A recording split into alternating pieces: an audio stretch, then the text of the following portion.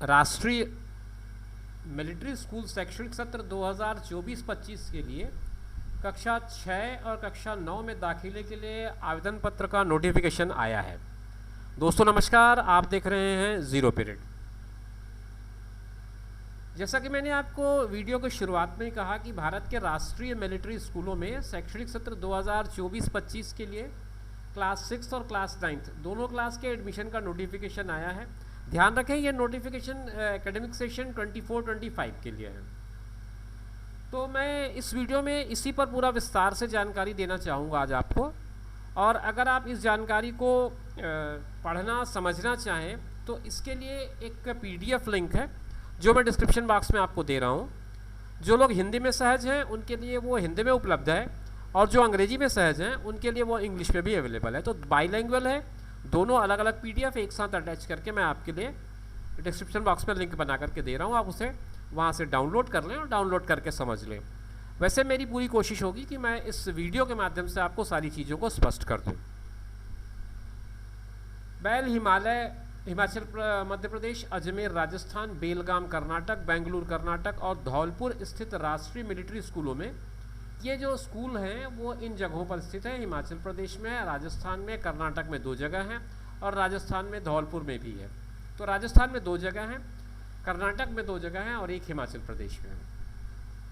इनमें क्लास 6 छात्र और छात्राओं दोनों के लिए है और क्लास 9 केवल छात्रों के लिए है। शैक्षणिक सत्र 2024-25 में दाखिले के लिए आवेदन पत्र की बात कही गई है। इसमें ये कि जो स्कूल्स हैं वो CBSE से एफिलिएटेड हैं, ध्यान रखें, केंद्रीय माध्यमिक शिक्षा बोर्ड से, और पूर्णतः आवासीय स्कूल हैं, रेसिडेंशियल स्कूल हैं और रक्षा मंत्रालय के संरक्षण में संचालित हैं। डिफेंस मिनिस्ट्री के अंडर काम करते हैं, CBSE स्कूल हैं और रेसिडेंशियल स्कूल्स हैं। इसके लिए आपको आयु सीमा क्या होगी ये समझते हैं। क्लास 6 में अगर आपको अपने बच्चे को एडमिशन कराना है तो उसके लिए 31 मार्च 2024 को उसकी आयु 10 से 12 साल के बीच की होनी चाहिए। मतलब 1 अप्रैल 2012 से 31 मार्च 2014 के बीच अगर आपके बच्चे ने जन्म लिया है, जिनमें ये दोनों दिन शामिल हैं, तो फिर आपके बच्चा को एडमिशन के लिए पात्रता हो जाती है। क्लास 9 के लिए, जो कि केवल छात्रों के लिए है, बालकों के लिए है, ये आयु 31 मार्च 2024 को 13 से 15 साल के बीच होना चाहिए। इसमें 1 अप्रैल 2009 से 31 मार्च 2011 के बीच के जन्मे बच्चे एलिजिबल होते हैं। ये दोनों दिन भी इसमें शामिल हैं। युद्ध में शहीद सैनिकों के बच्चों के लिए क्लास 6 और क्लास 9 में प्रवेश की ऊपरी आयु सीमा में 6 माह की छूट दी जाती है। शैक्षणिक योग्यता की अगर मैं बात करूं तो क्लास 6 का अगर कोई बच्चा है जिसको क्लास 6 में एडमिशन लेना है तो वो मान्यता प्राप्त सरकारी स्कूल से 5वीं कक्षा उत्तीर्ण हो। जो विद्यार्थी 5वीं में पढ़ रहे हैं वे 6वीं कक्षा की प्रवेश परीक्षा में बैठ सकते हैं। क्लास 9 के लिए इसी तरह से किसी सरकारी मान्यता प्राप्त स्कूल से 8वीं कक्षा उत्तीर्ण हो, या फिर जो 8वीं में बैठ रहे हैं वे भी 9वीं की परीक्षा में बैठ सकते हैं। थोड़ा सा इस वीडियो में मैंने अभी जो सेंटेंस यूज़ किया उसे सुधार लें। क्लास 6 में मैंने कहा सरकारी स्कूल नहीं है, सरकारी मान्यता प्राप्त स्कूल, मैंने गवर्नमेंट से एफिलिएशन होना चाहिए। स्कूल प्राइवेट भी हो सकता है, गवर्नमेंट भी हो सकता है। अब प्रवेश कैसे लिया जाएगा, तो उसके लिए एक प्रवेश परीक्षा का आयोजन होगा जो बहुविकल्पी OMR मतलब MCQ टाइप का क्वेश्चन पेपर होगा। इस पर प्रवेश परीक्षा होगी। क्लास 6 और क्लास 9 के लिए एक संयुक्त प्रवेश परीक्षा का आयोजन किया जाएगा और सभी नामांकित अभ्यर्थियों को रजिस्टर्ड ईमेल ID मोबाइल पर ईमेल SMS के द्वारा सूचित किया जाएगा। इसके अलावा ये सूचना इस वेबसाइट पर rastriyaministryschool.edu.in पर भी उपलब्ध रहेगा।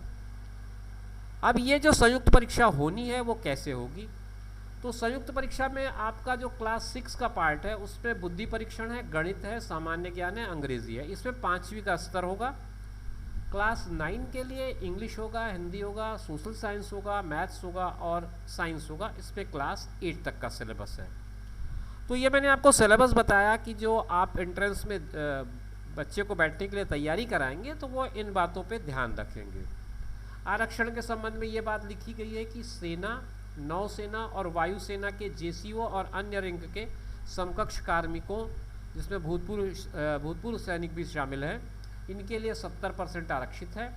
सेना, नौसेना और वायुसेना के अफसरों, जिसमें सेवानिवृत्त अधिकारियों और सिविलियन के बच्चों के लिए 30% है। युद्ध में मारे गए सैन्य कार्मिकों के बच्चों के लिए सभी राष्ट्रीय मिलिट्री स्कूल में सम्मिलित रूप से किसी भी समय में 50 सीट सभी कक्षाओं को मिलाकर के आरक्षित है। अन्य पिछड़ा वर्ग और अन्य श्रेणियों में अलग अलग आरक्षण है, वो भी आपको यहाँ पर देखने को मिल जाएगा। प्रवेश पत्र, साक्षात्कार और परिणाम की बात करूं तो ये सब मिलिट्री स्कूल में साक्षात्कार के लिए उपस्थित होंगे सफल विद्यार्थी, और उसके बाद साक्षात्कार होगा। एक सूची बनेगी जो इस वेबसाइट पर प्रदर्शित कर दी जाएगी। फिर इसके बाद इनका एक फिजिकल टेस्ट होगा, जो मेडिकल टेस्ट कहूँ मैं, फिजिकल के बजाय मेडिकल टेस्ट होगा, और उन्हीं अभ्यर्थियों को प्रवेश दिया जाएगा जो इस मेडिकल में फिट पाए जाएंगे। अब एप्लीकेशन फॉर्म आप कैसे भरेंगे, तो वो इस वेबसाइट पर अवेलेबल है। 18 सितंबर से दरअसल ये अवेलेबल है और 18 अक्टूबर तक ये अवेलेबल रहेगा। आवेदन पत्र भरने और फीस जमा करने की अंतिम तिथि 18 अक्टूबर है। ऑनलाइन आवेदन पत्र भरते समय माता पिता उम्मीदवार इसको सावधानी से भरें। किसी भी स्तर पर सत्यापन के अभाव में गलत तथ्य या कोई फेरबदल पाए जाते हैं तो आवेदन पत्र रद्द कर दिए जाते हैं। प्रवेश परीक्षा या साक्षात्कार में सफल होने के पश्चात उम्मीदवार के सारे मूल दस्तावेजों के साथ उनकी पात्रता की जांच की जाएगी। जन्मतिथि और श्रेणी के प्रयोजन के रिकॉर्ड में दर्ज होने के बाद उस पर अनुमति बदलने की नहीं होगी। ये स्कूलों का पता है: राष्ट्रीय मिलिट्री स्कूल चैल, शिमला हिल्स, हिमाचल, उसका एक मोबाइल नंबर दिया है, फ़ोन नंबर दिया है। राष्ट्रीय मिलिट्री स्कूल अजमेर, राजस्थान, उनका पता है।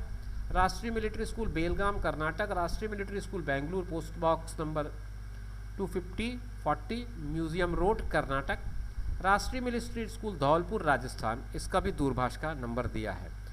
ये यहाँ के कुछ और डिटेल्स इसमें अवेलेबल हैं। कॉमन एंट्रेंस टेस्ट जो होगा उसके लिए online registration for CET 23 academic year 24-25 will be open for from 18 सितंबर। ये वेबसाइट है, इस वेबसाइट पे आपको बाकी जानकारी मिल जाएगी। तो उम्मीद करता हूँ कि ये वीडियो आपको पूरी तरह से समझ में आ गया होगा, और अगर आप इस RMS में एडमिशन कराना चाहते हैं अपने बच्चों को तो आपके लिए ये अच्छा मौका है। शुभकामनाओं के साथ इस वीडियो को मैं यहीं पर विराम दे रहा हूँ। फिर मिलेंगे नए वीडियो में नई जानकारी के साथ, तब तक के लिए दीजिए इजाज़त। नमस्कार।